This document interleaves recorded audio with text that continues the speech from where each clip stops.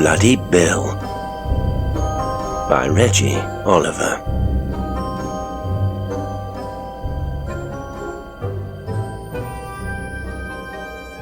That afternoon, the season of mists reigned over Timbrel's, Dutchman's farm, and Agar's plough, Eton playing fields, which had once, long ago, been the fertile domain of Thames Valley farmers. Who Agar had been and who the Dutchman, I never knew, but their names still ring in my memory, evoking uneasy nostalgia.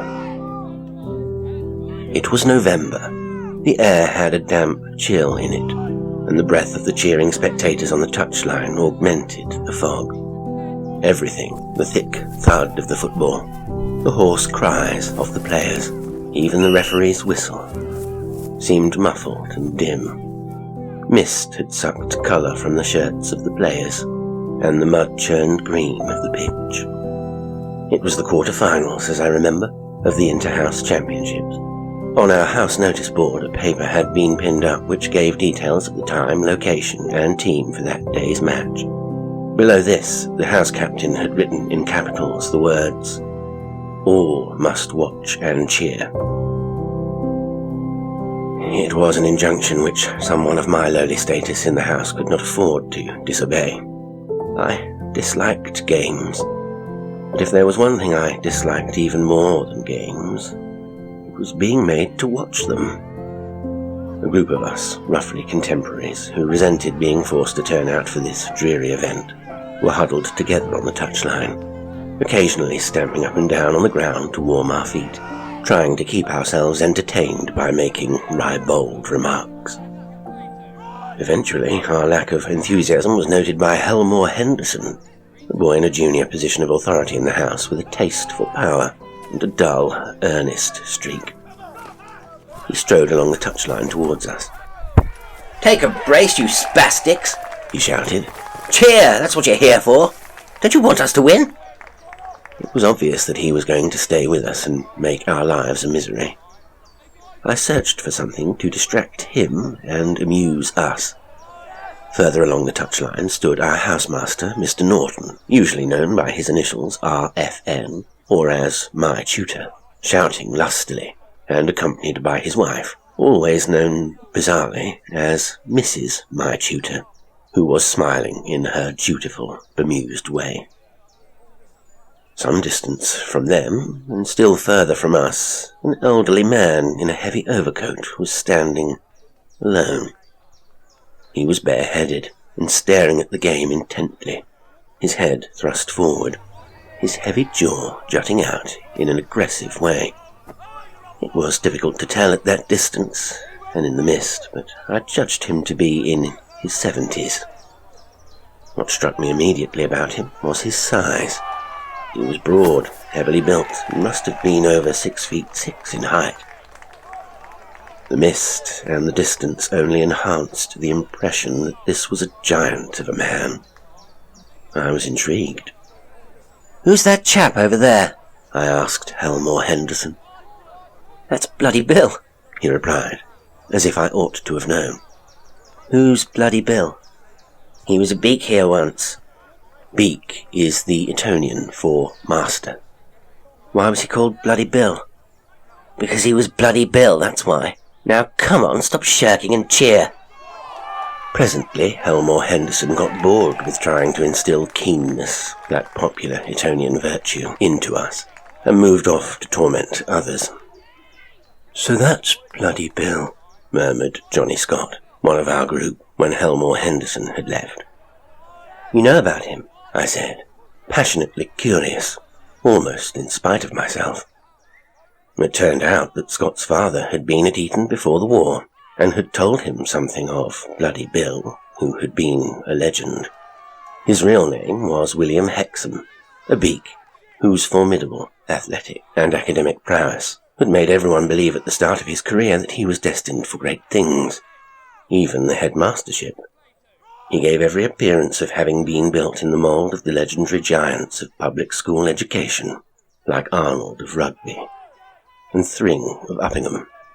When he became a housemaster, His boys carried away many of the available prizes, both on the playing field and in the classroom. But then, rumours began to spread about his harshness and his use of the cane, excessive even for the interwar years in which he flourished. He acquired the sobriquet Bloody Bill, and the name stuck. He eventually had to give up his house because, according to Scott, he once nearly killed a boy. But he had still been retained by the school as a teacher. "My God," I said. "Why the hell wasn't he sacked?" Scott looked rather shocked. "Oh no, Bloody Bill was a brilliant rowing coach," he said. "And anyway, he was an old Etonian." Not myself having a father who had been at Eton, I was unimpressed. The man was clearly a monster, but this only enhanced my curiosity. Just after half-time, I sauntered away from my group and towards Bloody Bill, trying to make my movements appear aimless. He seemed barely to have moved from the position in which I had first seen him. Closer to, the strangeness, the sheer formidableness of the man was enhanced rather than diminished. His face had a monumental quality, as if it had been carved out of a mountainside. Like a Greek statue, the nose ran straight from the brow without any indentation at the top. The heavy chin jutted out truculently. His pose was slightly hunched, and his hands were thrust deep into his pockets. His hair was white, and still fairly abundant, with that fine, slightly woolly quality which made one suspect that it had once been curly and blonde. His face was grey, which enhanced his resemblance to an archaic stone statue of a god or hero.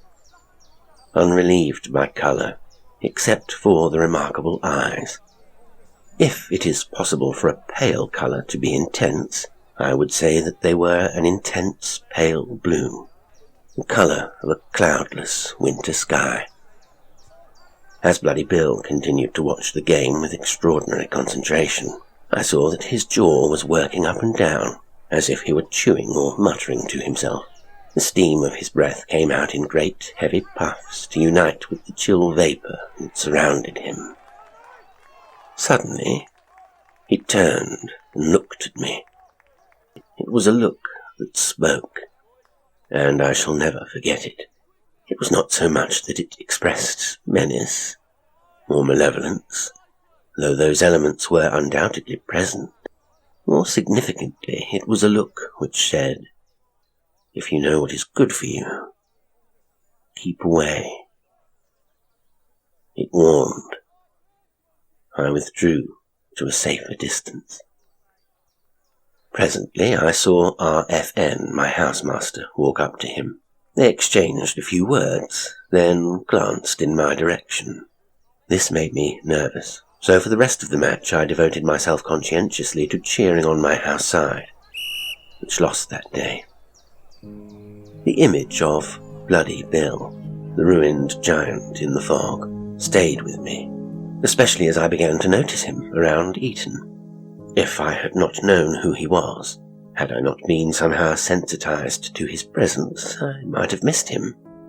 As it was, I often saw him, usually in the playing fields, at a distance, alone, motionless and watching some game or activity. And when I noticed him, I was frequently invaded by the sense that he had also noticed me. This feeling threatened to develop into a complex, so that whenever I had to go out to a game in the afternoon, I would keep my eyes averted from places where I expected to see him. I was fully conscious of my irrationality. The idea would not leave me, so that it became a kind of personal superstition, like not walking under ladders or avoiding the colour green.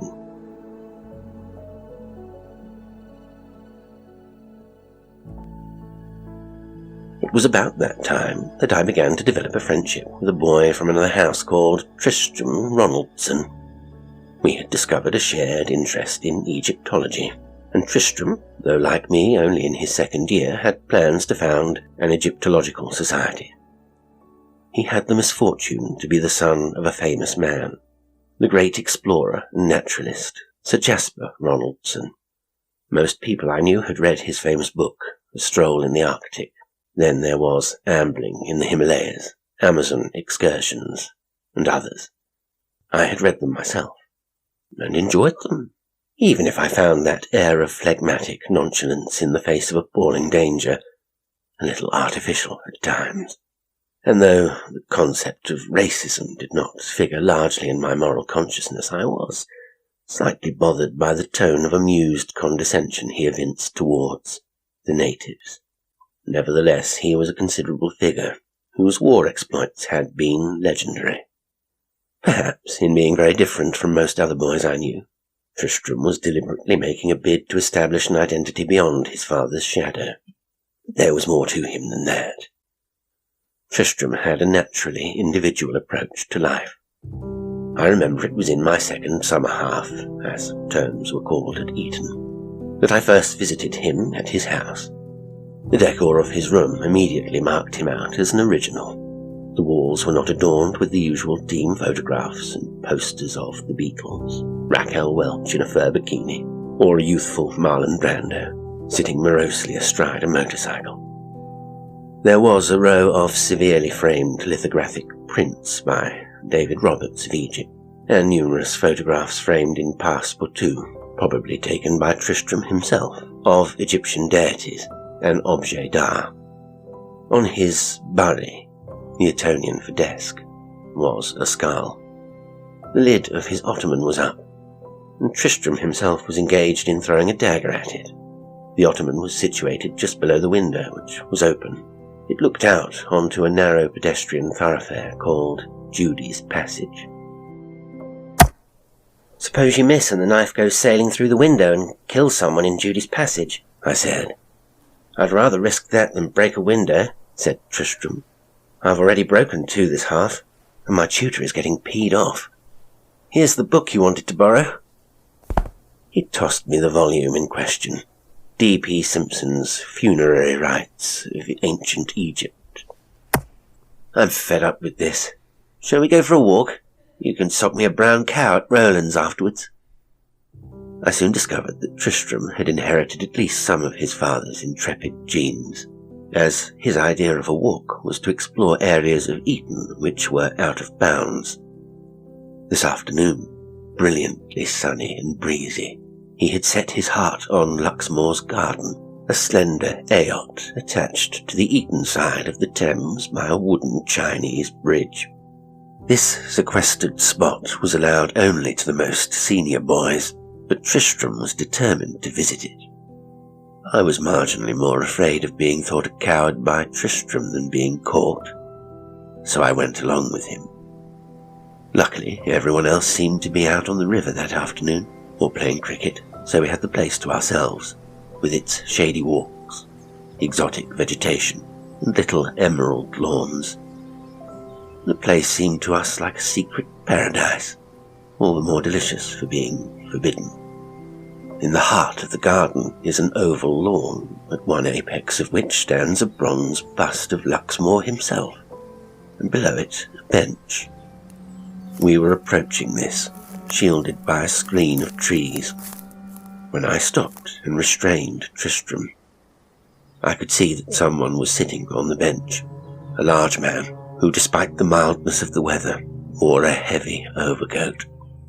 "Let's get out of here," I said. Tristram consented to withdraw a little into the undergrowth. "Who is that?" he asked. "Bloody Bill. God, Bloody Bill? I know who Bloody Bill is. He was my pa's tutor." "Let's get out of here." "No. Wait." Tristram seemed strangely excited. "I want to have a word with him." "Good grief, why?" "Because my pa says he's the only person he's ever been afraid of." That seemed to me a poor reason for approaching Bloody Bill. But I knew I could do nothing to stop him. So I remained concealed in the undergrowth while Tristram walked towards the old man sitting on the bench, though I moved as close as I could to them without allowing myself to be seen. I could still not hear clearly what they said to each other. The only words I caught were Tristram's first. he said. "Are you Bloody Bill?" As the old man looked up, I saw those pale sapphire eyes blaze with anger. But Tristram stood his ground. They talked for about 5 minutes, Bloody Bill seated, Tristram standing in front of him, and it seemed an age to me. Eventually Tristram extended his hand, which Bloody Bill took and shook reluctantly. Then Tristram turned and walked away from the old man. We left Luxmore's garden in silence, and I could tell that Tristram was full of repressed excitement. I asked him what they had talked about, but all he would say was, he remembered my pa, even when I socked him a brown cow, a glass of Coca-Cola with vanilla ice cream in it, in Rowland's. He still refused to give me any further details. Nothing more of significance happened that half. Tristram and I remained friends, but our efforts to set up an Egyptological society did not progress. In the summer holidays I read that Tristram's father had died suddenly of a heart attack in the Sudan. When we returned for the Michaelmas half, I wondered how he would be. But he seemed much the same as ever, though perhaps a little more withdrawn. I heard rumours that he had an air pistol in his room, but I never saw it myself. November came again, and I remember that one afternoon I was going for a run. It was my preferred form of exercise, not because I liked it, but because it was a solitary pursuit requiring no skill, in which one was not being perpetually urged to demonstrate keenness. It had been prescribed by the authorities that this run should be to a place called Easy Bridge, by a path which took one through an unattractive landscape of flat, featureless grassland, a kind of steppe that bordered the Thames. Windsor Castle loomed in the far distance on the opposite bank. Nearer at hand, the way led past gasworks and under railway arches. That day the chilling mists had come up from the river so thickly that I could barely see my way in front of me. I felt unusually isolated. Other runners, out to perform the same dull task as myself, either overtaking me or coming in the opposite direction from the goal of Easy Bridge, would suddenly appear out of the thick white vapour, and with almost equal suddenness disappear, pounding and puffing like steam engines, seeming about as human.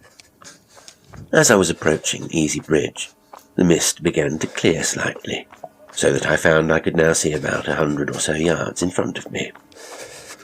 Ahead of me on the track, and barely visible, 2 people were walking in the same direction as myself, their backs to me. Poor runner that I was overtaking them rapidly and was almost upon them before I realized who they were. A huge, bare-headed, white-haired old man in a thick black overcoat was walking beside a slim, dark, curly-haired boy in school dress.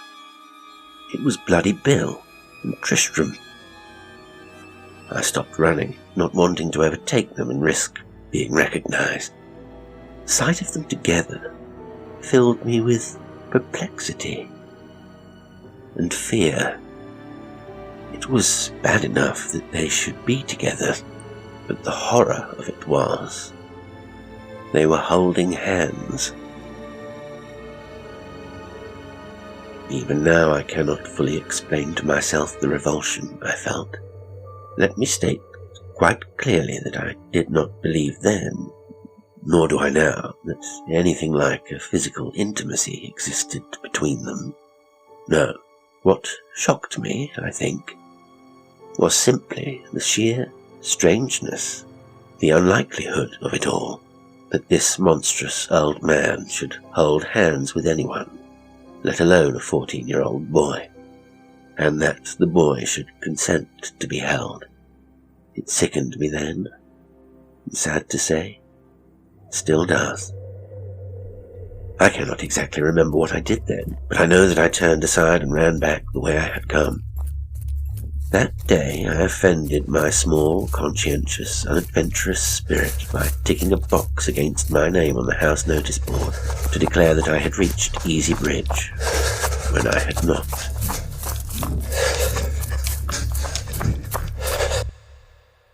The following Sunday, Bloody Bill came to lunch at my house, joining RFN and the senior boys on the top table. From my lowly vantage point, I kept my eye on him throughout the meal, and I think that once he noticed my doing so. He did not appear to say much, but I noticed that he ate and drank voraciously. Later that day I found myself in a position to ask one of those who had lunched at the top table, a boy called Dennis, about the occasion. "It was rather unexciting, I'm afraid," said Dennis. "No famous flogging anecdotes. The one thing that seems to interest Bloody Bill is rowing. So, of course, Straker, being in the 8 and our resident rowing hero, got his full attention.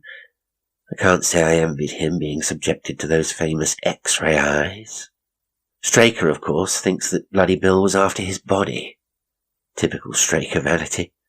I can't really see why my tutor wanted to have him to lunch. Mrs. My tutor says it's because he feels sorry for Bloody Bill, but I can't say that's the impression I got. My tutor was terribly nervy and jumpy with the old bugger. Perhaps Bloody Bill knows some frightful secret in my tutor's past and is blackmailing him," I suggested, light-heartedly. "You keep your ideas to yourself, please," said Dennis, suddenly recollecting his seniority.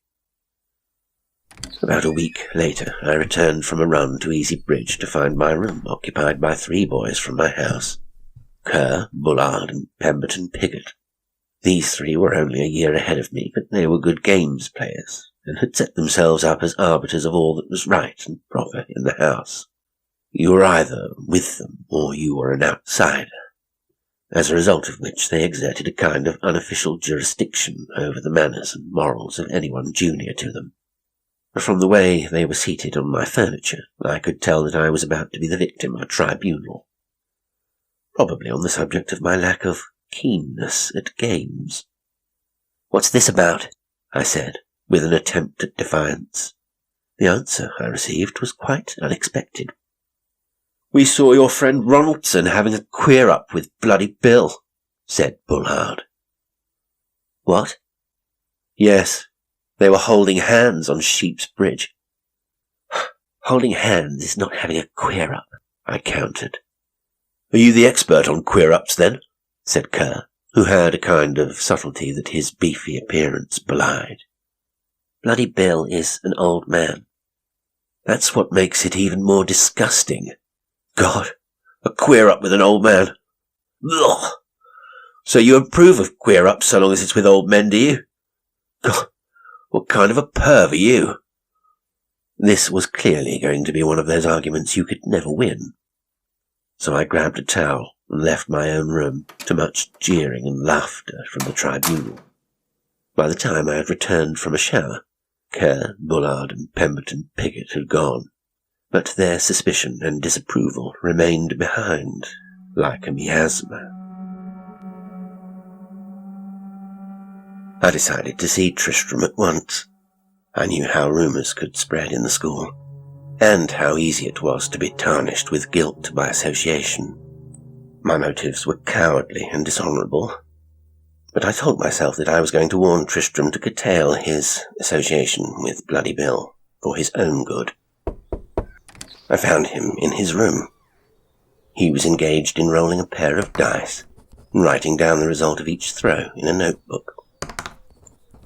I cannot recall what I said to him exactly.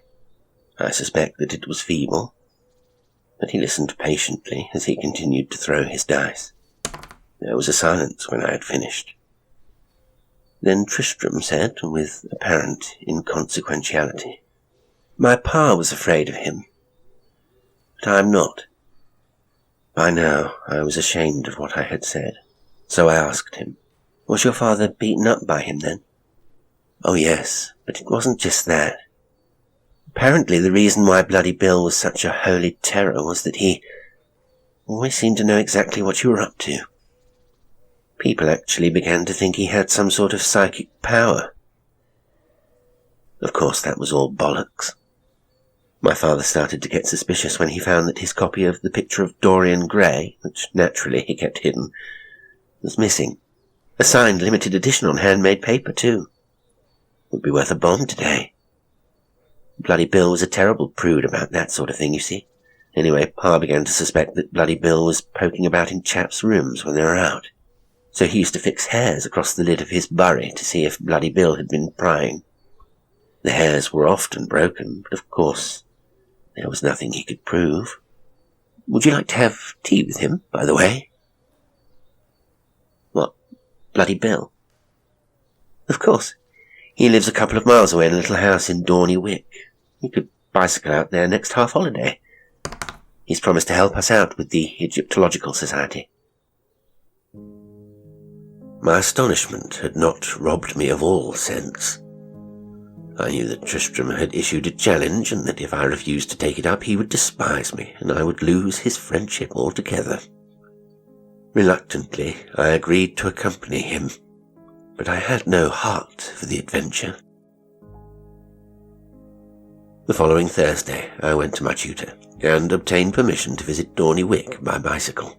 When I told him where we were going, RFN scrutinized me wordlessly for a while, putting his head only a few inches from mine, a habit of his which I found disconcerting rather than alarming, as the proximity of his face was due more to acute myopia than a desire to intimidate. Finally, he simply nodded and dismissed me. It was raining when Tristram and I set out, a slight drizzle only, but enough to lower my spirits and expectations still further. Dorney Wick, a few miles from Eton, is a dull, desultory hamlet that trails along a winding road in the flat meadows of the Thames Valley. The houses were all of brick the colour of dried blood, and built at the turn of the last century. Bloody Bill's house was an isolated, detached villa, with narrow Gothic windows. It reminded me of an elaborate Victorian mausoleum. There was a short gravel drive up to a front door which had a wooden gabled porch, painted dark green. The little front garden was dominated by laurels and other shiny-leaved shrubs, which glistened and dripped from the recently abated rain. Tristram hauled on a bell-pull in the porch, and I heard a faint clanking from the bowels of the house. Presently, the door was opened by a small, bony old woman in an overall, whom I took to be Bloody Bill's housekeeper, but later discovered was his wife. Without a word, she showed us into the front parlour, where Bloody Bill was seated upright, in a tall wing chair facing the door. I had the impression that he had been awaiting our arrival for some time, like a cat at a mouse hole. Tristram began to be very voluble and cheerful, a little more than was quite natural, presenting me to Bloody Bill with elaborate and jocular formality. Bloody Bill made no move, but nodded and said, "Ah, yes. I have heard a great deal about you." Words that have always made me feel uneasy. It was as if Tristram were putting the old man on display for my benefit. He rallied Bloody Bill and eventually persuaded him to show me the many curiosities he had in the room. Besides shelves full of books, mostly Oxford classical texts, and the occasional Loeb, there were several glass-fronted cabinets full of meticulously arranged objects. Bloody Bill was an eclectic, rather than a monomaniacal collector. There were trays of birds' eggs, impaled butterflies, and the bleached skulls of small mammals and reptiles. There were a dozen or so late imperial Roman coins embedded in dark blue velvet. There was a case of fossils and coprolites. Bloody Bill had something to say on all of these items, but he seemed chiefly interested in interrogating us, gauging the extent of our ignorance and commenting upon it with a kind of sour humour. Tristram showed a very creditable range of knowledge. I was a dunce by comparison. Presently I noticed that Tristram was becoming restless. Finally he burst out with the words, "Come on, sir, show us your Egyptian stuff. You promised you would, sir, last time I was here." I saw a look of pure rage pass across Bloody Bill's face. He stood for a few moments, motionless, staring at Tristram, evidently trying to intimidate him, but he did not succeed. For some reason unknown to me, Tristram's will prevailed. Bloody Bill moved towards a black lacquer cabinet which stood against one wall, then opened it with a key from his watch chain. Within the cabinet were 2 deep shelves lined with a pale yellow velvet. On the lower shelf were 4 canopic jars, in which, according to the customs of ancient Egypt, after embalming, the viscera of the deceased were placed, their tops made in the shape of the heads of the 4 sons of Horus. Bloody Bill had the complete set, 1 each for the liver, intestines, stomach, and lungs. These were impressive enough, but it was the 2 items on the top shelf which attracted our greatest admiration. The first was a black bronze statuette, no more than 8 inches high, of the jackal-headed god Anubis. He was standing, the left foot extended stiffly in front of the right, in the conventional marching pose. Yet there was something about the set of the god's bestial head, which was thrust unusually far forward, that gave the statue a disturbing, aggressive dynamism. "Anubis, the psychopomp," said Bloody Bill. Then, turning to us, he said, "Do you know what that means?" "Conductor of souls to the land of the dead," said Tristram, as if irritated to be asked such a simple question. Bloody Bill nodded and took down the second object with great tenderness. It was an ancient terracotta model of a boat, almost a foot long, with flakes of paint still clinging to its surface. It was a marvellous object, and must have been, like his other Egyptian curios, perhaps as much as 3,000 years old. Prow and stern were fashioned in the form of the cow-headed Hathor, guardian of cemeteries. The boat was populated with about 20 figures in all.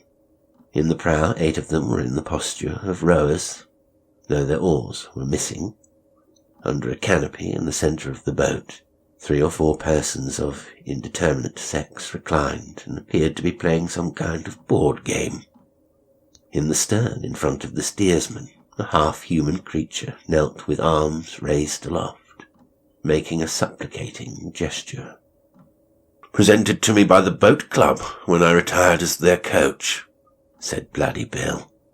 "It was very generous of them, but I doubt if they knew what they were giving me. Do you?" "It's a Neshmet boat, of course," said Tristram, almost contemptuously. "It is a Neshmet boat, as you say, the boat in which the souls of the dead are conducted to the infernal regions. Perhaps boats did know the significance and were wishing me a speedy journey to the netherworld. If that is the case, they have been sorely disappointed. It is over 20 years since I was presented with it. Now then, shall we have a dish of tea and play a hand or 2 of cards?" Swiftly and delicately, Bloody Bill picked up the Neshmet boat, restored it to its place on the shelf, and locked the cabinet. We would have liked to stare at it for longer, but he had decided that the entertainment was over. At that moment, as if responding to a secret signal, Mrs. Hexham entered the room with 3 cups of tea on a tray and a plate of uninteresting-looking biscuits. She deposited them on a card table and left without a word. With a little grunt of annoyance, Bloody Bill moved the tea to another table, set the card table between us 3, and took out 2 packs of cards from one of its drawers. As he was shuffling these, he asked me how much money I had on me. I owned up to 7 and 6pence. He nodded to Tristram, who went to a japanned tin box, which stood on the bureau. In it were piles of silver threepenny pieces, which had long since ceased to be legal tender. Reluctantly, I handed over my 7 and 6pence, and received in return the approximate number of these makeshift gambling counters. Tristram was made to cash in a 10-shilling note, with almost as much reluctance. I cannot now remember the names of the card games we played. Bezique, Gin Rummy, Canasta, Piquet, 21. I know we played several, but they are just names to me now. What remains with me is the manner in which Bloody Bill played. Greedily. With a skill and speed that utterly defeated me. He played only to win. And he did. By the end of an hour or so, my 7 and 6, which I could barely afford to lose, was all gone. Tristram lost too, but not as quickly or as comprehensively as I had. Bloody Bill looked at me in triumph, then sidelong at Tristram. "I am afraid that our friend has been soundly thrashed," he said. "What say we give him 5 shillings on account in return for an IOU?" Tristram looked embarrassed. I was silent. "Don't you want your revenge?" he asked me mockingly, as if the possibility of my obtaining it was too remote to be anything other than laughable. I shook my head and muttered something about being late for absence, the roll call that was held at the end of a half-holiday. Tristram rose too, also eager to go. Bloody Bill grudgingly released us. "You must come back soon and have your revenge," he said. They were the last words he spoke to me. With those devouring blue eyes fixed on me, I was conscious of a terrible hunger in the man, a hunger for battle, and the chance of crushing an adversary, even if the end result was humiliation. Outside in the corridor we met Mrs. Hexham and thanked her perfunctorily for the tea. She moved not a muscle, said not a word. Tristram and I bicycled back through the gathering dusk to our respective houses, swiftly and in silence. I did see Bloody Bill once more. At least I think I did, but I cannot be absolutely certain. One afternoon, a couple of weeks after our visit, I was returning exhausted from a junior inter-house match on Agar's plough. Nobody, least of all myself, had wanted me to be in the team, but the sickness and injury of better players had necessitated it. There had been some hope expressed, I believe, that I might rise to the occasion and show keenness. But I had not, and that small part of me which still yearned for conformity and acceptance was dejected. I was walking along the path towards Sheep's Bridge.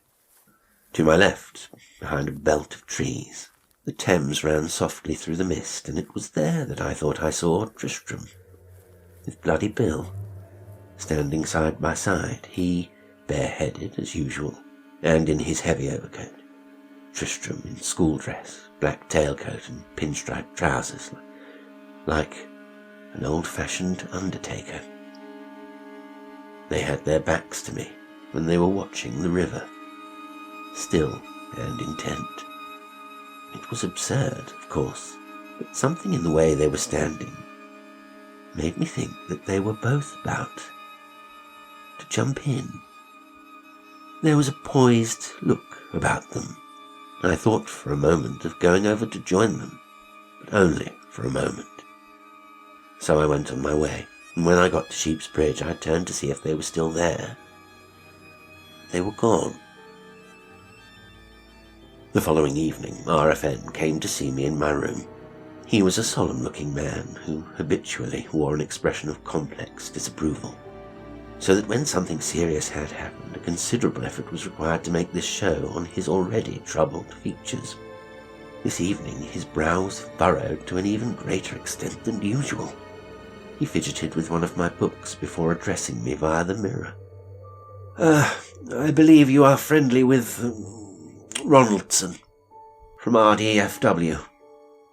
I said I was. He said that Tristram had disappeared from his house the previous day, and had not been seen since. A search was being instituted, and the police had been informed.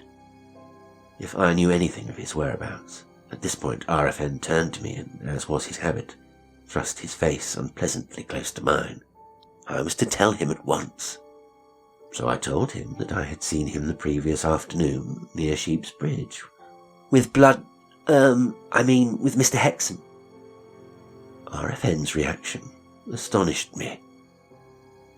He became both extremely indignant and very nervous at the same time. He picked up the book he had been fiddling with before, and might have torn it apart had it not slipped out of his hand and fallen into the waste paper bin. No, that's impossible. That's ridiculous. He can't have been. You're lying to me. You're not telling the truth. You're mistaken. No, indeed. I tried to ask what made him so certain I was mistaken, but he abruptly left the room. The following day I discovered a possible reason for my tutor's disquiet. On the afternoon that I claimed to have seen him by the river, Bloody Bill had been on his deathbed in Slough General Hospital. This naturally made me very worried for Tristram, but a few days later he turned up at his house somewhat dishevelled, but otherwise apparently unharmed. I do not know the full details, but I gathered he told the authorities that he had had some kind of blackout, and could not remember where he had been. The recent death of his father and other family circumstances having been taken into account, his story was accepted, though I believe he was taken to see a psychiatrist. I visited him in his house about a week later, not long before the end of the Michaelmas term. He was pale, restless, and barely seemed to know who I was. I mentioned our project of an Egyptological society, but he showed very little interest. His room was untidy, and I noticed that the familiar skull on top of his bury had been joined by two other objects. There was no mistaking them. Somehow he had managed to become the possessor of the bronze figurine of Anubis and the Neshmat boat. When I commented upon them, Tristram became extremely agitated. It almost pushed me out of his room. He did not return to Eton after the Christmas holidays. I did not see Tristram for another 7 years. When I did, it was quite by accident. It was in the summer of my last year at university, and I had decided to take a day off, revising for my exams, in order to go to the 4th of June at Eton. This is the great day of Eton festivities, when there are picnics and speeches and promenades and cricket matches. In the evening there is a great procession of boats off Fellows' Yacht by Luxmore's garden. As each boat passes, the spectator stands.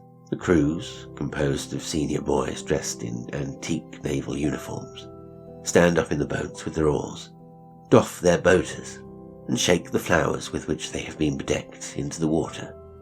All this is accompanied by cheering from the watching crowd, applause, and sweet sounds of a silver band playing the Eton boating song. It is a charming spectacle for those who are not disposed to be alarmed by its elitist implications. I was standing rather dreamily watching all this and thinking that it was really about time I returned to Oxford, when I saw Tristram. He was standing a few feet away from me, with his arm around a girl in a long, floral print Laura Ashley dress. He wore one of those fur-lined Afghan coats that were fashionable at the time, despite the fact that it was a very warm evening, and his black curly hair rested on his shoulders. His face was very pale, but otherwise he seemed in fairly good shape. The girlfriend looked uncannily like him, with the same round, white face, the same mid-length black curly hair. When I went up and greeted him, he appeared to be pleased to see me. We exchanged news. Tristram was living on a commune in Wiltshire. He told me that he was going to be a writer, and had already published a volume of verse. He insisted on taking my address so that he could send me a copy. I asked him if this was the first time he had been back to Eton. "Oh no," he said. "I've come back many times." The girl gave him a look that was both troubled and protective. He in turn hugged and kissed her reassuringly on the cheek. I had the impression that theirs was a relationship based more on mutual dependence than on passion. Soon after this we bade farewell and allowed ourselves to be separated by the crowd. A few days later, a signed copy of Tristram's book of verse arrived for me in the post. It was called, rather pretentiously I thought, Signs and Signals, and the cover was decorated with ankhs, hieroglyphs, alchemical symbols, and the like. The contents were no better and no worse than many another produced by an aspiring young writer barely out of adolescence, though much of it was horribly obscure. The only poem which struck me in any way was the last one, and that was really only because of the title. To WNH.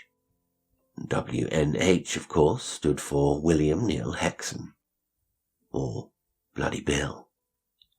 To WNH. The shadow of white on white, the shadow of black on black. We crossed the river at night. You stayed, but I came back. I saw what I should not see. I heard what I should not hear.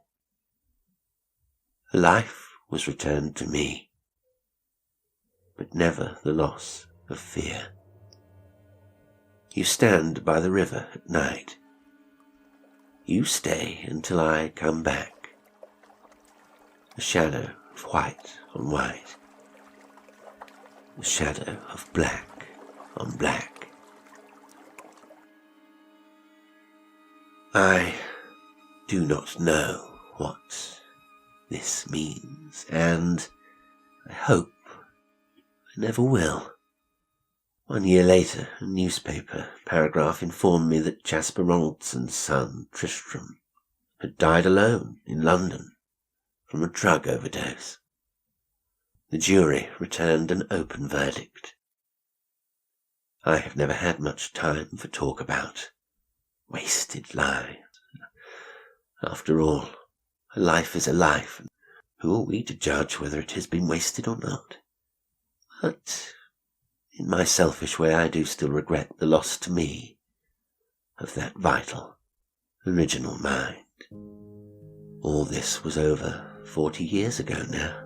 It is November again, and the mists have descended into the little Oxfordshire valley where I live, alone since my wife died 2 years ago. There is a stream running along the bottom of my garden, and yesterday evening as I took my walk down to it, I thought I could make out, through the cold white haze, 2 figures standing in the trees on the opposite bank. A big old man, bareheaded in a heavy overcoat, was holding hands with a thin, adolescent boy.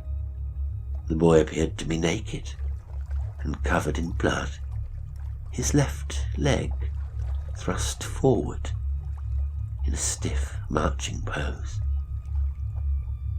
But my eyesight is very poor these days, and I cannot be sure.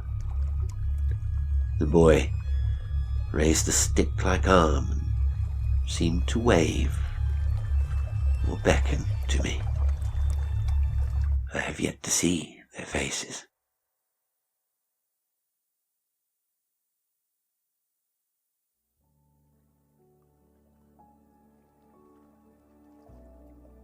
Today's story was Bloody Bill by Reggie Oliver. It was read by Jasper L'Estrange. Well, thanks for listening. I hope you enjoyed it. And until next time, sweet dreams